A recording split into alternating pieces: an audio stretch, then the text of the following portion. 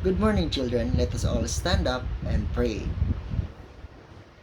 Before we begin, I want you to know our 5 classroom rules. The first one is listen when your teacher is talking. The second one is follow the direction carefully. The third one is raise your right hand if you want to talk or say something. And the fourth one is respect yourself and other people around you. And the fifth one is be safe, honest, helpful, and neat. Do you understand our classroom rules? Great. And before we proceed, let us check your attendance first. Say present if your name is called, okay? Okay, very good class. All you are present. Class, who among you remember our lesson that we have tackled the last time? Anyone? Okay, Patricia, can you recall it? Very good. Our lesson is all about the 3 little figs. So now, we will proceed to our next lesson. Please listen carefully and later I will be having some questions to all of you. First, who among you, class, already saw a lion? Wow, all of you, ah? Very good. Today, our lesson is entitled Daniel in the Lion's Den. I will be having a story. There was a man named Daniel who was the right-hand man to the King Darius. The other king's advisor became jealous of Daniel and looked for flaws they could use against him. The advisor once said that Daniel drives me up the wall. We need to find something he does wrong so we can get rid of him. The advisor too said, but he never does anything wrong. He's perfect because he never does anything bad. He doesn't cheat, he constantly alert, and is always faithful.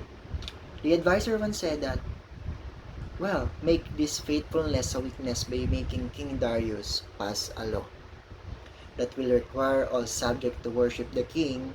Daniel will break the law because he will want to remain faithful to his God. They went to King Darius to put their plan into action. The advisor too said to the king, Darius, what up? What's up? Excuse me. I mean, your highness, we have a new law for you that will show everyone your power. King Darius said, go tell me what is it. The advisor once said, you are an amazing king. You should make a rule requiring everyone to worship you and only you. If anyone doesn't, you should throw them into a lion's den to show your power. King Darius said, I love it. Make it a law now. Daniel heard of the law, but was a man of faith. He continued to worship and pray to his God 3 times a day in broad daylight in a room with all the windows open. Daniel goes down on his knees to pray and worship.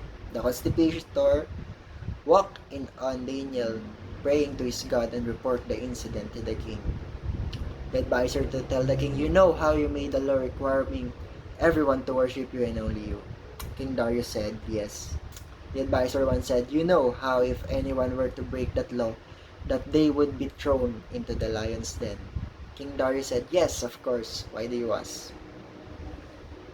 Advisor to said, Daniel breaks the law 3 times a day. Therefore, you must throw him into the lion's den. King Darius said, what? No. Can't I pass a law to save him? The advisor once said, once a law is put into place, not even you, O king, can change it. They waited until sundown, but unfortunately Daniel was captured and thrown into the lion's den. The king shouted to him, Daniel, I know that your God will protect you.